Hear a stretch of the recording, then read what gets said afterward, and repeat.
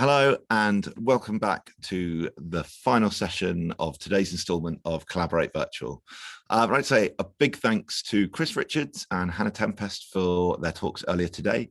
Up now, though, we have Jim Kalbach, Chief Evangelist at MURAL, for his talk, Jobs to be Done, an Innovation Language for Collaboration. In this talk, Jim will show how Jobs to be Done not only provides insight into innovation opportunities, it also serves as a cross-departmental language to align teams for a more human-centered business. As always, please say hello to each other in the chat. Just make sure chat settings are switched to panelists and attendees, and do let us know if there are any issues with the stream or audio or anything like that there too. Please also ask lots of questions for Jim using the Q&A box, and I will get through as many of these as I can at the end. Finally, we're using auto-generated captions. Some of these won't be 100% accurate. However, when we share these talks publicly on a YouTube channel, we will ensure the transcripts are accurate. So without further ado, I'll hand over to Jim. Yeah, thanks so much for that introduction. Great to be here at Collaborate. I was there 5 years ago in person in Bristol, and I'm glad to be part of this event again. My name is Jim Kalbach. Please follow me on Twitter at Jim Kalbach. You can also find me on LinkedIn, connect with me there. I like to connect with people. I'm the author of 3 books, Designing Web Navigation, Mapping Experiences, which is in its 2nd edition, by the way, and the Jobs to be Done playbook. And that's what we're going to talk about today, the topic of jobs to be done. I'm also the co-founder of the Jobs to be Done toolkit, JTBD There's some free resources there. We also offer some courses and some online events that we have there, online courses that we have, and live courses as well too. So as Henry mentioned, I want to talk a little bit at first just about what Jobs to be Done is and my take on Jobs to be Done. But I want to position it towards the end. I want to position it as a common language, as a way for you to align your teams and as a way for you to make the insight that you can gain from the Jobs to be Done techniques, how you can make that actionable. I like to start some of my descriptions of Jobs to be Done with this quote from Theodore Levitt. Maybe you've heard it before. It's a very popular quote. It's almost overused at times, but I'll be guilty of overusing it here. He liked to tell his business students, this was a Harvard business professor back in the 60s and 70s. He used to like to tell his students, people don't want a drill, they want a hole in the wall.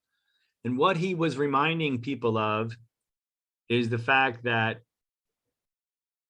you sell a product and a solution, but people have a desired outcome, right? And there might be other ways to get to that desired outcome.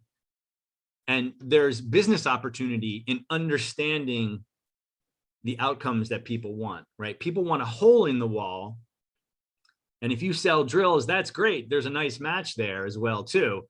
But don't only concentrate on the drill, on the product. Also think about what that outcome is and how you can help people achieve that outcome better, right? So he's basically saying, start with the goal and work back towards the technology, not the other way around. And what Jobs to be Done does is it gives us a language to be able to describe the outcomes that people have without talking about solutions, without talking about our own product.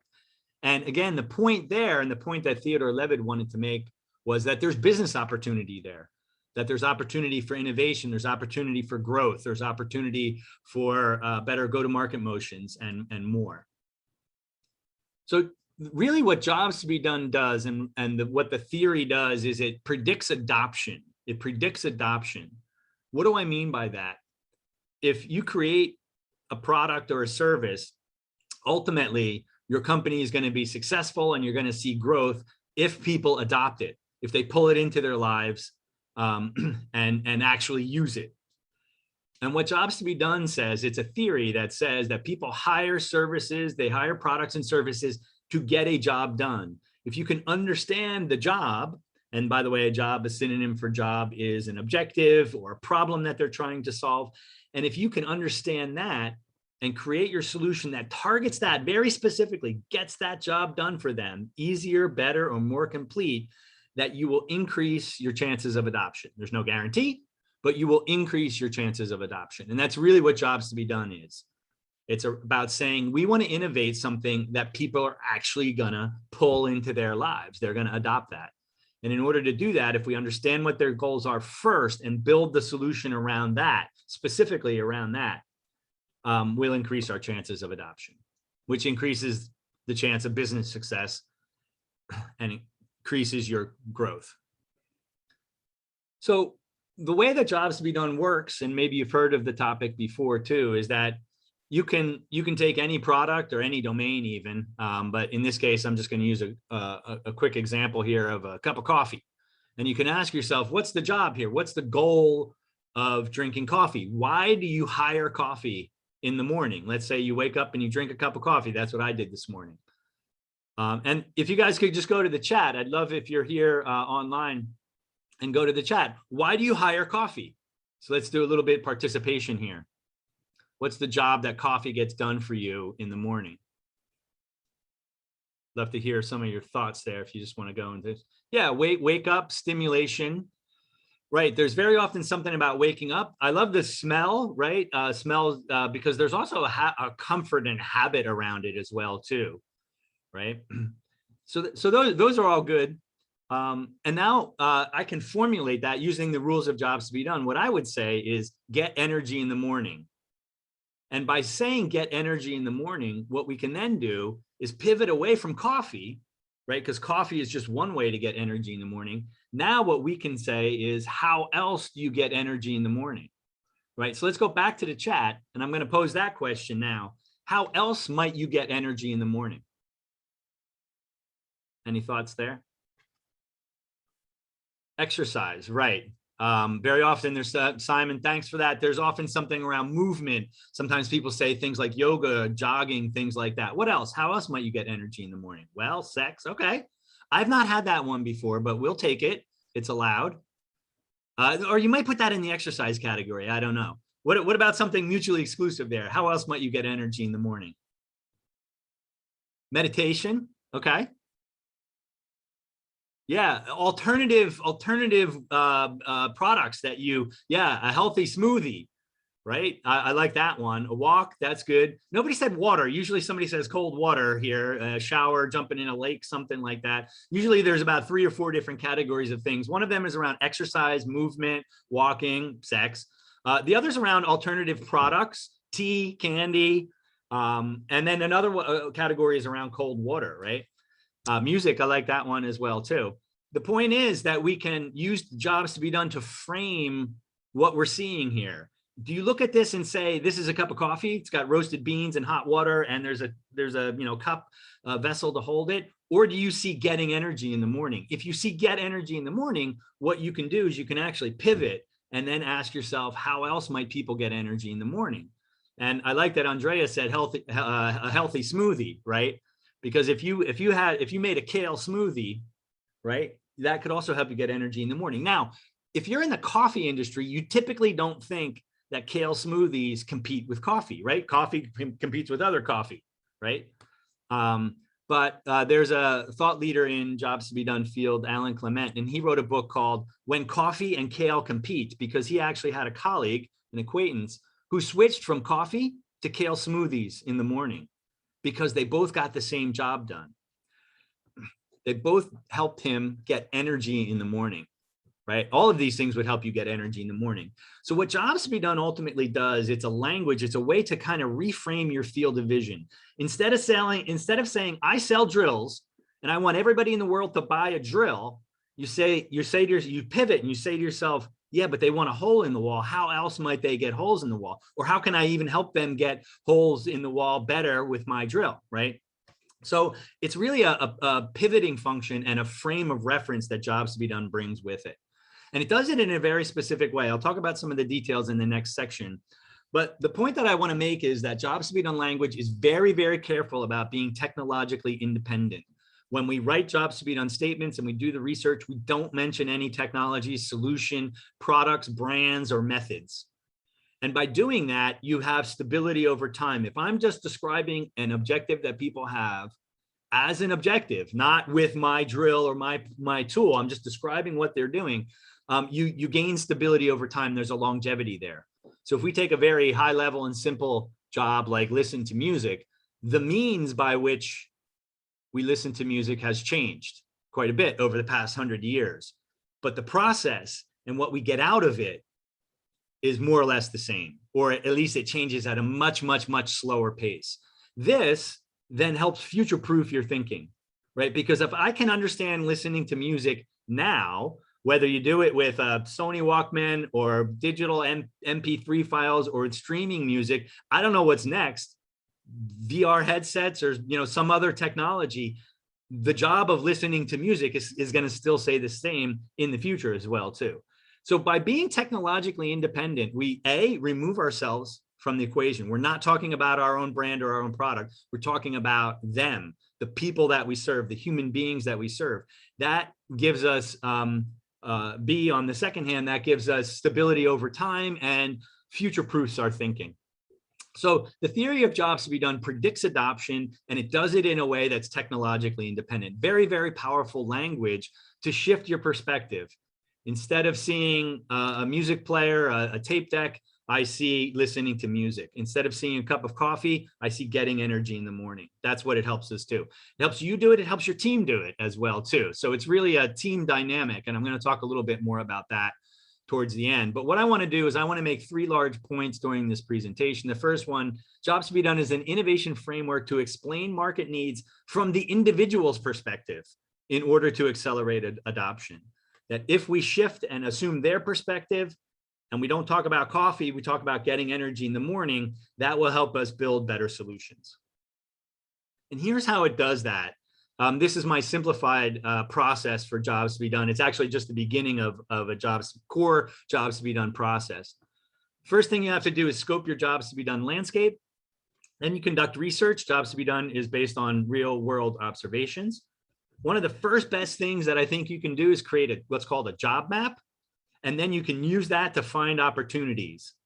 After that, there is a range of techniques in the jobs to be done field that you can apply. That's essentially what my book, The Jobs to Be Done Playbook, is about. It's a collection of about 20 or so, I think, different plays, I call them, that you can use to help you find opportunities. But the first 3 things that you want to do is scope your jobs to be done landscape, conduct research, and create a job map, and then use those jobs to be done techniques to find opportunities. What I want to do now, just to show you the language and how jobs to be done works, I just want to go through these 4 fairly quickly. I'm going to go through them fairly quickly. So the first one, the scope. You need to discuss, first define your frame of reference. What do you want to research? What do you want to understand? And there's 2 fundamental questions. The first one is, who do you want to innovate for? Who do you want to innovate for?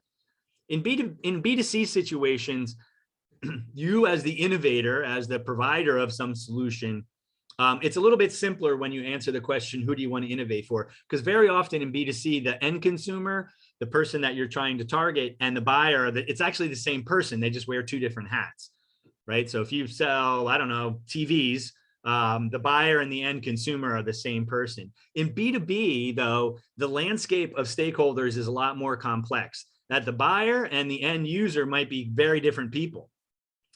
So if you're in a B2B situation and you're using jobs to be done, the first thing that you have to do is sort out this landscape of who are you going to innovate for? And we don't start with the buyer.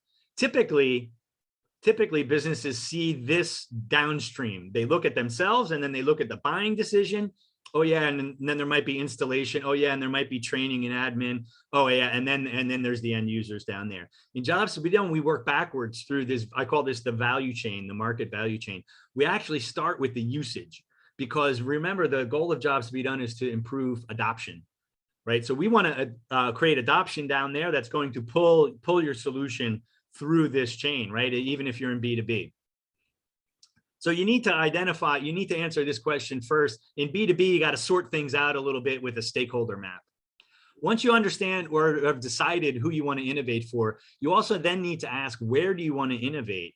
Because anytime you're talking about human goals, there's always a hierarchy, right? There's always a hierarchy. For instance, we can say, I want to make a hole in the wall. Well, why do you want to do that? Well, I want to hang a shelf. Well, why do you want to do that? Because I have to decorate my new home addition that I just built. Well, why do you want a home edition? Because I want to improve my home life. You can innovate at any one of these levels. There's absolutely innovation that you can do at making a hole in the wall. And there's also innovation you can do at improving your home life. So you have to kind of confront this hierarchy when you talk about jobs to be done. And you can say, at what level do you want to target your main job? I call it the target job, actually. So you have the who, and now you have the what on where you're going to innovate. And for just as an example, let's say you want to understand building a home addition. You want to extend your home and build an addition there.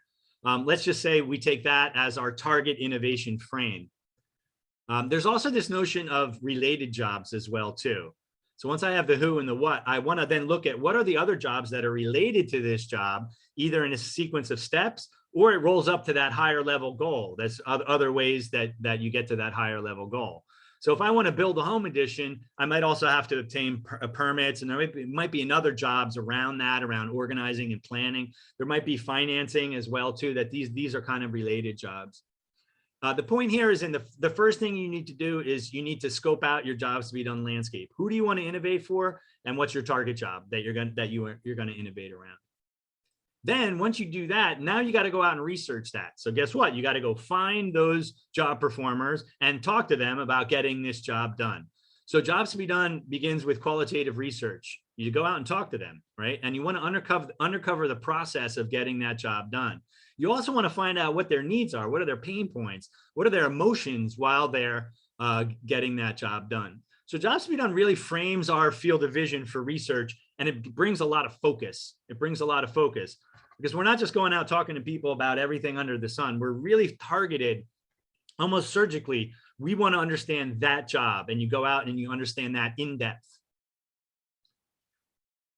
And here's the thing. When you're talking to people, if you've ever done qualitative research before, people don't talk in a sequential manner. They don't talk at the same level of altitude. They go back and forth, right? So the qualitative data that you get when you do interviews can be quite messy, to be honest with you. What you need to do is you need to extract what are called job statements or job steps. And the practice of jobs to be done comes with a very specific language. It comes with rules of formulation. So you always start with a verb. You always take the job performer's perspective, right? You don't reference any technology, solutions, or methods, and you don't use any ands or ors, right? So when I give my workshops on jobs to be done, we practice actually doing this. I gave them some sample data. You have to extract the job steps out and then fit them to these rules.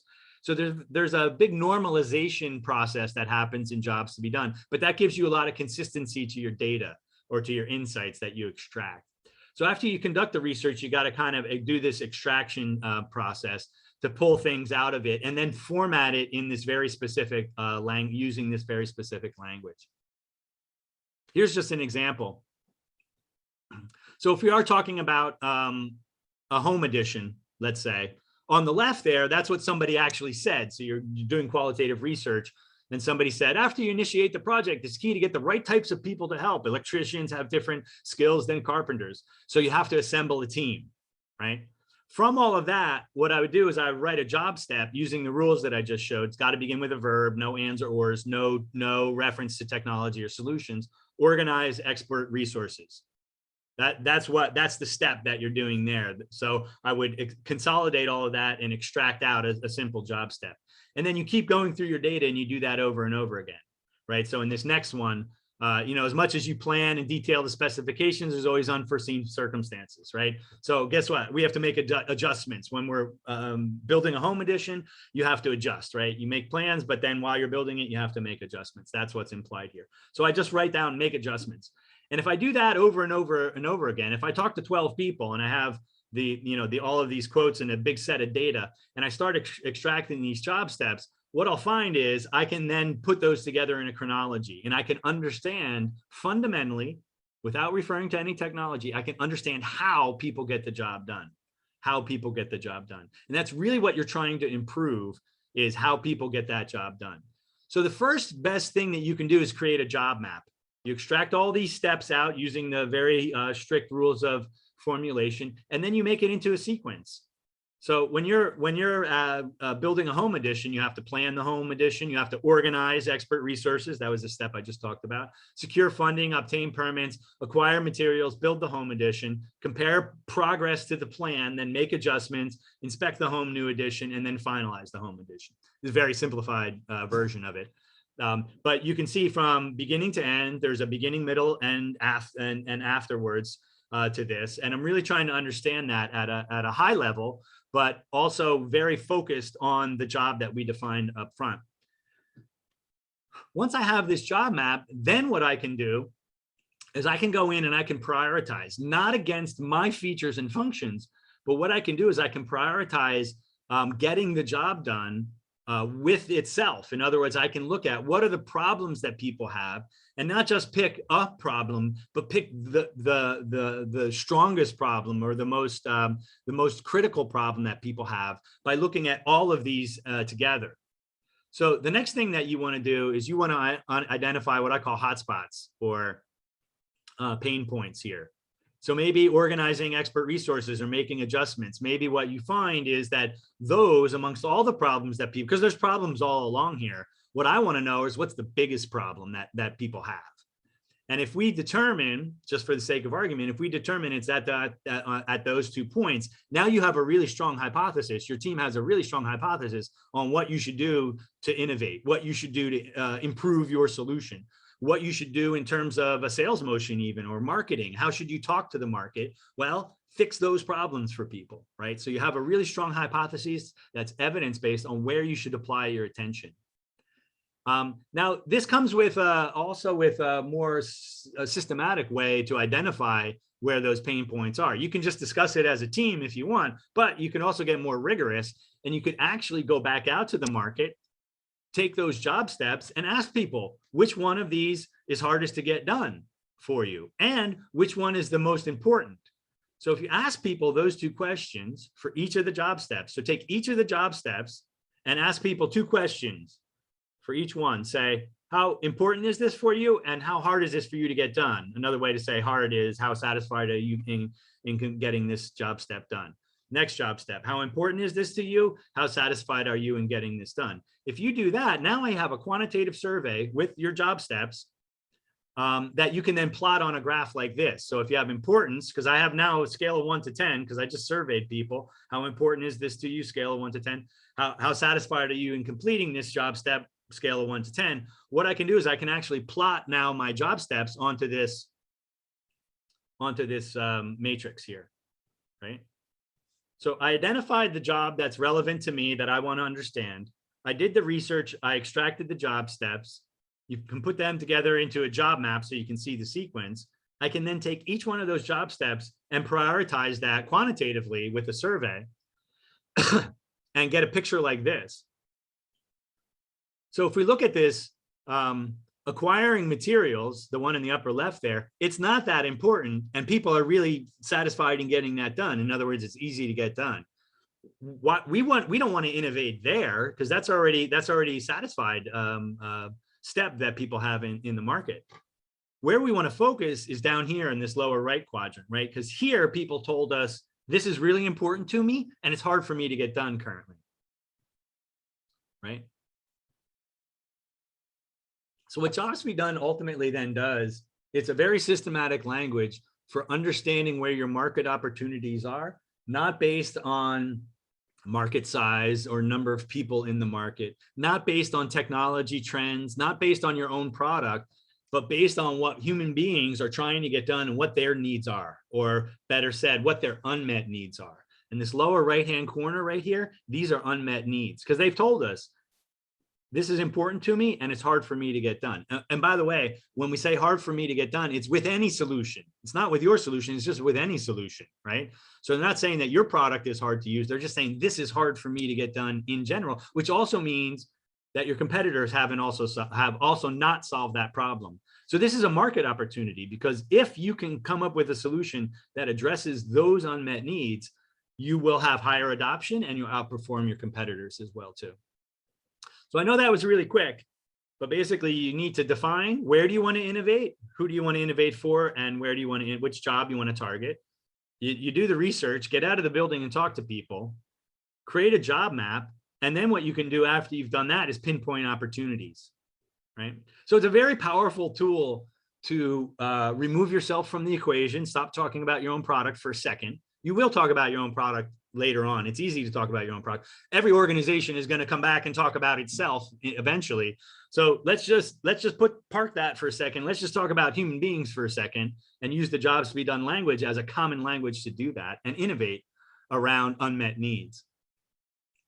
There's also, as I mentioned before, there's also all these other techniques and even recipes. That was a short recipe that I showed you there. But there are even further techniques. There's more techniques that you can do.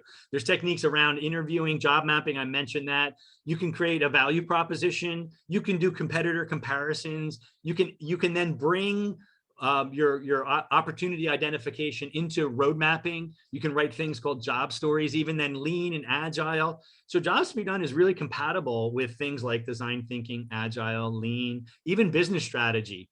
If you're in new business or corporate acquisitions, who should we acquire? Well, let's see where there's unmet needs in the market, right? That's a solution too, by the way, an acquisition. So jobs to be done can be used at a fairly low level for a product team trying to improve a product, but it can also inform corporate strategy as well too. And this set of techniques, it's not even all of the techniques in the jobs to be done field, you can use these individually or you can use them together as recipes to help you find opportunities. Again, these opportunities come from understanding human behavior. And jobs to be done provides the language to describe human behavior without describing your own product or seeing people not through the lens of your own product, brand, or solution. So that's really, really powerful. So jobs to be done is a unifying language for understanding human needs, independent of technology, to find innovation opportunities. And I say it's a unifying language because it's not owned by any one discipline. I've practiced human-centered design and design thinking and UX for decades now. So I'm steeped in those fields, and they're all great. And continue doing all that stuff, all the stuff that you heard during this conference. Continue doing it. I'm not saying you got to switch out everything you do with jobs to be done. I'd rather see jobs to be done as an additive that helps you reframe what you're seeing, and you can add it and then feed in the outcomes of jobs to be done into those other disciplines.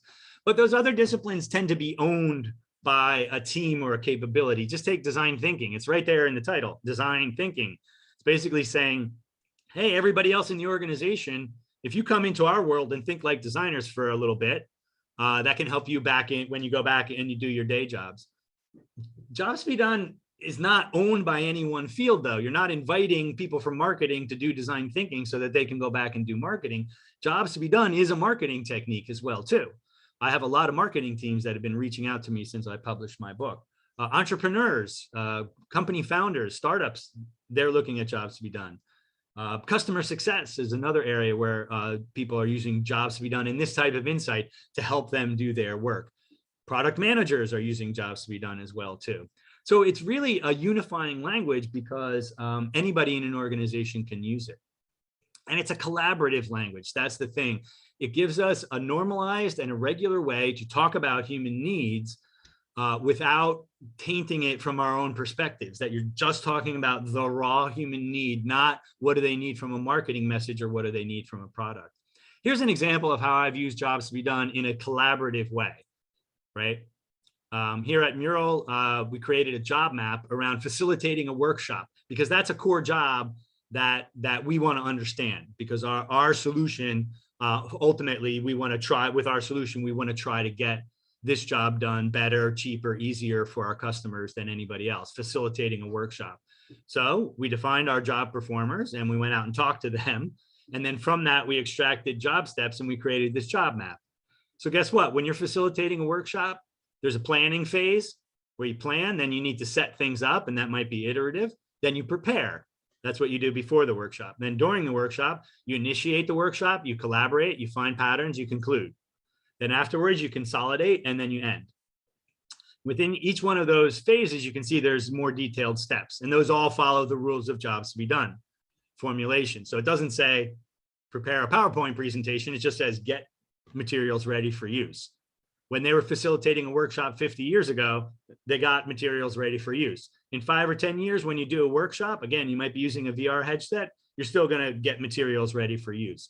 So by using the jobs to be done language, we have this very, very bare bones core understanding of getting this job done independent of technology. So we created this job map, and then I brought it to the team, and I said, let's understand this first of all. And the first step, we just kind of walked through this. But then I gave them an exercise. This was the collaborative part. And I said, now think about our solution. How well do we get each one of those stages done? So we went through from left to right: plan, setup, prepare. How well do we get that done? And then we talked about all the other phases, and we actually graded ourselves. We ranked ourselves to have a guided discussion around that. And here's what we came up with. So this was somebody from customer success, partner development, and marketing, right? There were 4 people and me together in there, and we were from all different parts of the organization. And we gave American school grades. So in America, we have A, B, C, D, F. F is the worst, A is the best. And those sticky notes that you see at the bottom of my screen now, those are the grades that the team gave. So we did it individually. We said, how well do we help people plan a workshop? It's a B, B plus, C. Somebody said a C. I think that was me, actually. So I see here I'm harder on our own solution than everybody else was. And I just realized that. And then we said, okay, setup. How well do we do that? Okay, a little less well. And then preparing. Well, not really. We don't really help people prepare. So that was kind of a low point there. Initiate, not so good. Collaborate. Great. That's kind of our bread and butter, and that's where we help. Right in the middle there. Everybody said it's a B. Could be better, but it's not bad, right? The point is that we went through this and we had a discussion about why did we give all these grades, and then we also found this pattern on top of our grading that we did, and that is we came up with this hypothesis around these 2 weak spots. I call them hot spots. These are pain points. This wasn't done quantitatively, by the way. This was just a collaboration exercise that we did. We talked about the job to be done. We looked at the job map, and then we reflected on that, how well we perform. This was a reflection on our own performance. And we came up with a hypothesis around these 2 hotspots. We need to improve here and here. That's where those transparent circles are, right? So that really then fed into the question, well, what are we going to do about it? What are we going to do about it next quarter? We're coming up to the next quarter.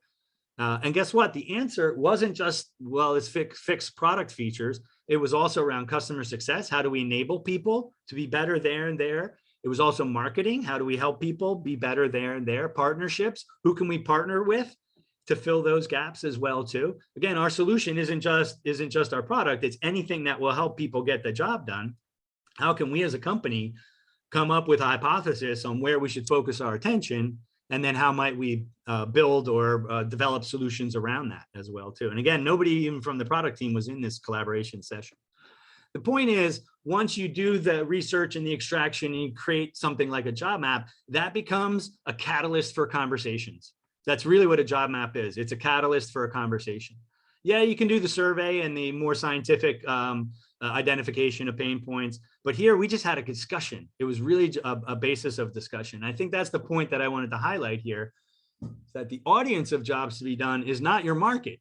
You don't share your job map with your market. You don't share your outcome analysis with your market. It's with your team, right? So jobs to be done is ultimately a lens that you can use to show your team what unmet needs you have in the marketplace. And as I mentioned too, it's not owned or confined to any one field, discipline, or department inside of your company. So at a strategic level, that can help you define the company direction, right? Marketing, they can develop better campaigns that are more relevant to customers by using language that directly addresses their top problems, not just any problem. We know what the top problem is.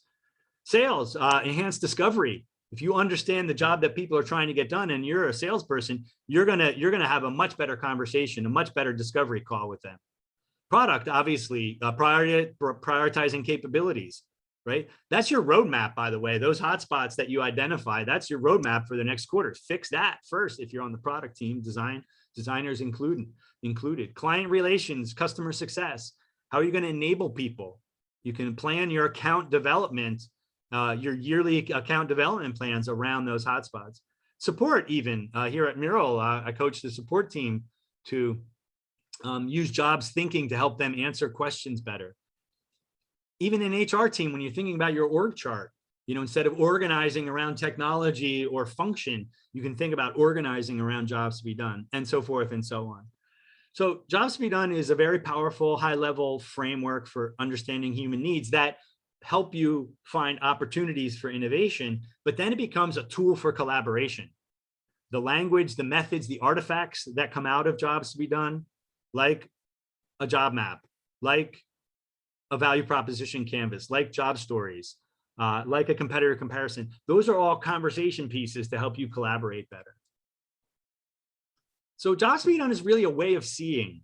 It's a way of framing how you see the world and shifting from yourself to human beings, and shifting from the outside in to inside out, or from inside out to outside in, I meant to say, across the entire company, Like I said, I'm a fan of design, a human-centered design, but the problem I've always seen with human-centered design is that that's within an organization that's also not human-centered.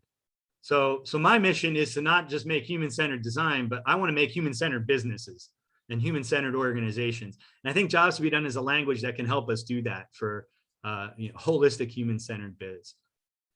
As I just said, it's a way of seeing.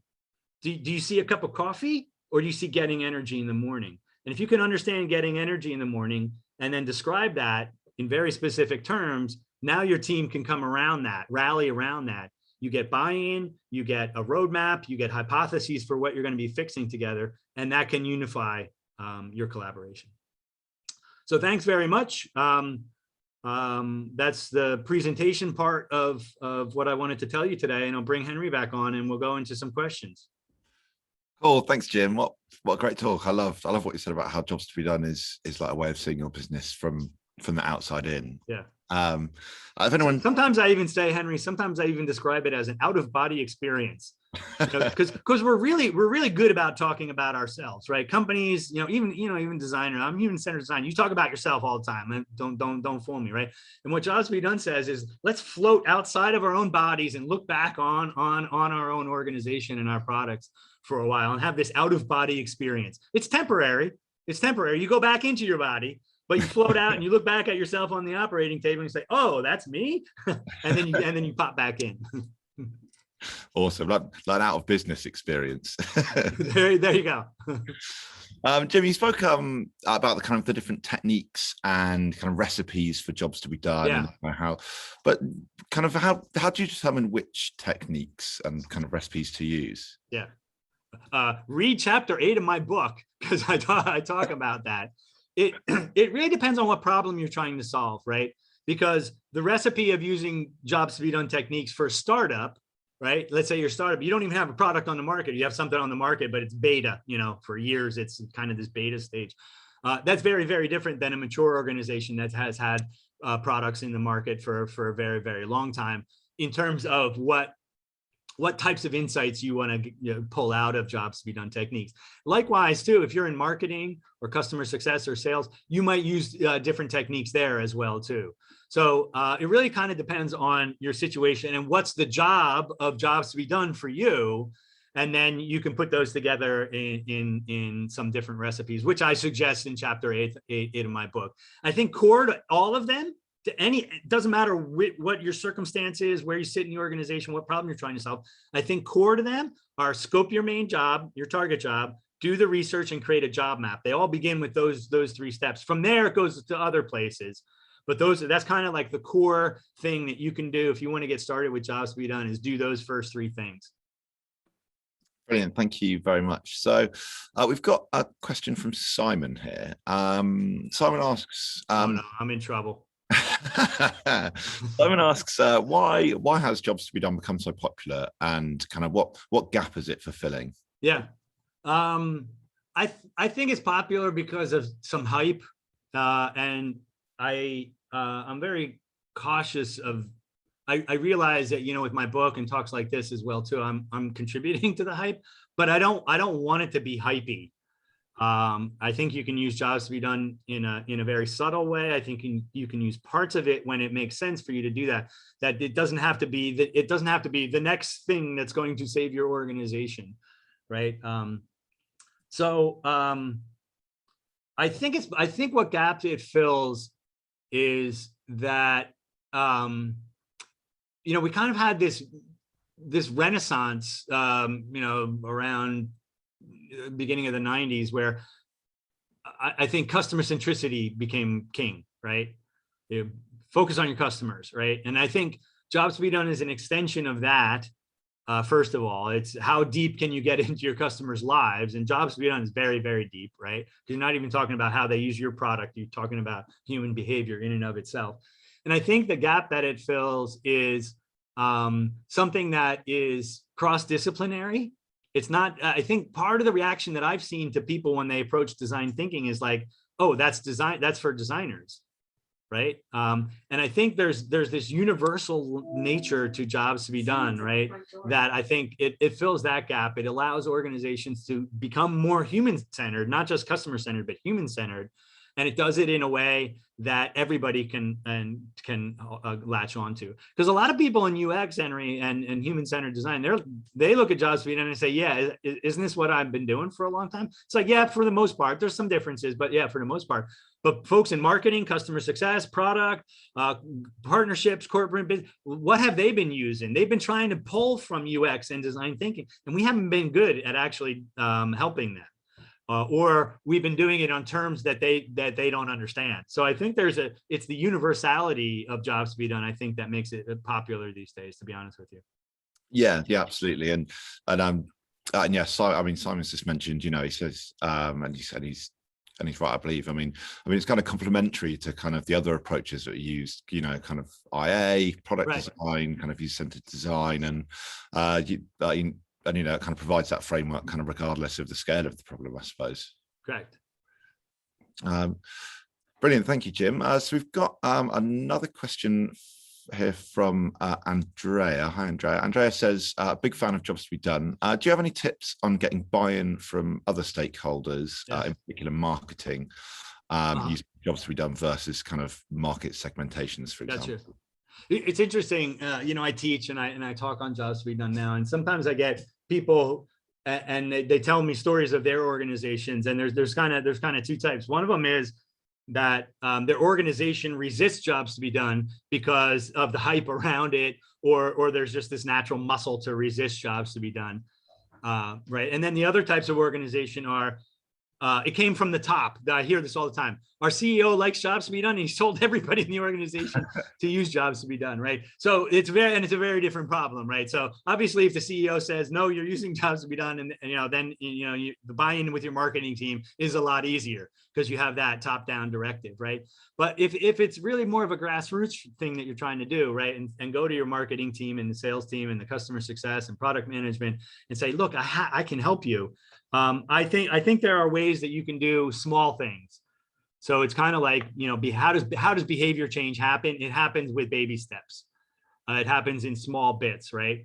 And what I found that helps is a couple things help. One is integrate jobs to be done in a project that you already have going on, right? So people are doing research and UX type of research. It's like, well, bring jobs to be done into your synthesis, right? And make a job map one of your outputs, right? And then when you bring that to your stakeholders, you don't even have to say, I just did jobs to be done and this is a job map. You can call it something else and say, hey, I have this view of the world. Let's grade the exercise that I just showed. Let's grade ourselves against this, right? And just kind of do it, because sometimes jobs to be done, people don't know they need jobs to be done until they've actually seen the insight that you can gain from it. So you got to kind of show it and do it. And you can do that in small baby steps. The other thing that you can do is try to find champions. I'm sure not everybody in marketing is against it, right? Find those people that are like, yeah, actually, yeah, we need to be more human-centered, and develop a muscle together with those people. So go out and find the champions and the people who are attracted to it, and worry about them first. Don't worry about the detractors. Just worry about them first. Brilliant, thank you. No, it's like there's a lot of parallels there, kind of from our last conference virtually, our accessibility conference on kind of how do we how do we get kind of other teams to set up and listen to accessibility, and kind of a lot of the things you said there, like champions and you know, those kind of small baby steps. It's, you know, it's there's a lot of parallels there too. So we've got one more question from Effie. Hey Effie, what can UX teams learn from Jobs to Be Done? Is it a language thing? I think it is a language thing. As I mentioned, one of the rules of Jobs to Be Done when you're writing a job step, let's just say job step. By the way, there are other things that you analyze from Jobs to Be Done. I just focused on job steps. There's also outcome statements and circumstances and emotional needs and aspirations, and they all come with their own rules of formulation.